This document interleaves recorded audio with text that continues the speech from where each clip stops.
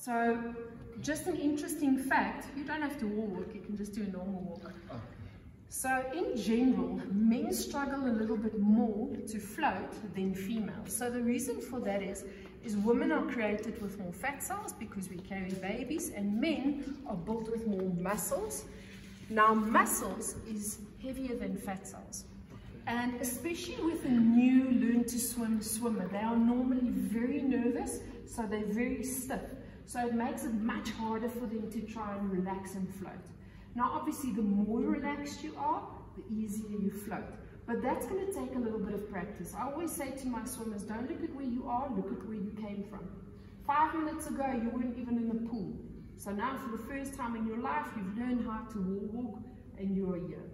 So it's going to take a little bit of practice, but in the beginning what we can do is we're going to use the noodle, right? I'm going to show you first and then you and I are going to try it. So I'm holding on to my noodle. We're going to practice it first where I can stand. So instead of, because you are tall as well, so instead of leaning back and hurting our backs, we're just going to bend our knees, right? So we're going to look up at the roof and push the chest out. And can you see what's slowly but surely happening? I'm going into a natural back float. So I'm going to do the starfish position like Carien explained. The reason for that is that my body is evenly distributed in the water. Okay? Now with some of the males that struggle to float, we add movement to that float fairly quickly because they might struggle to float in just one spot. And that's okay, because remember, if you're really in trouble, you don't want to float in one spot and hope somebody finds you there in a few hours. Your goal is you want to get out of the pool, right? Because you're not feeling safe now. So with males or with anybody, even if female is athletically built and they struggle to float, we'll teach them to incorporate movement quite quickly. So again, we're going to bend the knees, head back, chest out, and as soon as I'm on my back, I'm slowly going to use my arms, okay? I'm not going to go too fast and splash too much, otherwise I'm going to splash in my own face, I'm going to be bobbing around, and that's going to make me even more nervous. You'll also see with the float, Israel, that all I'm doing is I'm putting my head back and lifting the chest. Can you see my legs? Yeah. My legs are coming up by themselves, right? Yeah. So I don't need to, like I'm going to do a high jump, do that. Okay, I don't have to jump up into the air. I can literally lean back and the rest of the body will come up to the surface. Okay, so let's give it a try. So you can face the wall over there. Okay. Quite tall, so let's step back a little bit. So we're going to use the noodle for now. So we're going to bend the knees. Okay, we're going to look up at the roof, chest out. In the beginning, when we're working with new students or adults, I will support your head like this. This is the ideal space to be, because this way I can maneuver your head where I want it to be, right? Good. So we're going to look up. If you were a child, okay, distraction is key. So what I would do if you were a child, because naturally children would tend to want to look up and look around, and we don't want that. We want them to remain looking up at the roof. So in the beginning, if you're a child, I would control your head and we'd go for a little walk. Oh, look at this, Israel. Do you see that? What's that? That's called a seahorse. Do you see it? Yeah. What color is that seahorse? Yeah, seahorse. Yes, it's a pink one, so it's a girl seahorse. Let's keep the head back. Good job. Okay, tell me what else you see. What do you see up there? Yeah. A shark. Oh, that's a dolphin. Blue and white dolphin. Mr. Shark is over there. Yeah. Okay, so we can stand up again. Okay. So you can see the difference how we will teach between a child and an adult, right? Okay. An adult, obviously, they listen to instructions, they would keep their head there. But a 3-year-old child wouldn't necessarily do it. So a good way, I'll show you different things now, but different games and things that you can do to make sure that their head stays in that position. Because you saw when Coach Colleen showed as well, if they lift their head up suddenly, the body's going to start sinking, and we want to try and prevent that. Because the moment they start sinking and they swallow water, they're really going to get anxious, and that's already where the drowning process starts. Okay, so do you want to give it a try without the noodle? Yeah. Good. Okay, so when you are handling a new learn to swim swimmer, you're always going to be at the head, right? Because if they're in a float position and I'm holding you here, they can very easily lift up their head, and we want to try and prevent that. So the ideal position is for the instructor or the teacher to be at the back, where we can hold the head. Good job. Push the chest out, head back. That's it. Nice deep breaths. Imagine you're on an island somewhere, you're lying on the sand. There we go. I'm just going to hold my hand under his back, so it helps him to push his chest out. There we go. You can add a little bit of movement as well. So with the arms, we can pull out and just row a little bit. Keep the chest out, keep the head back. Both arms, row with me. There we go. Good job. Keep the head back.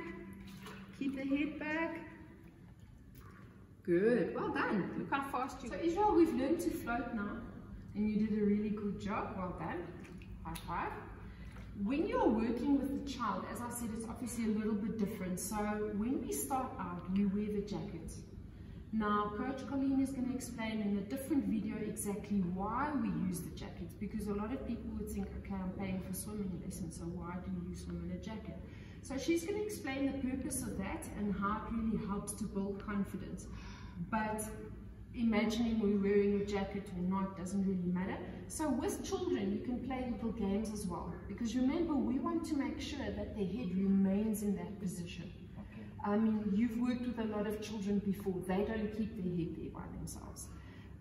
So you can even tell them a little bit of a story. You can say, okay, so you are the 3-year-old very tall child now. Be good, don't be naughty, otherwise you don't get jelly beans.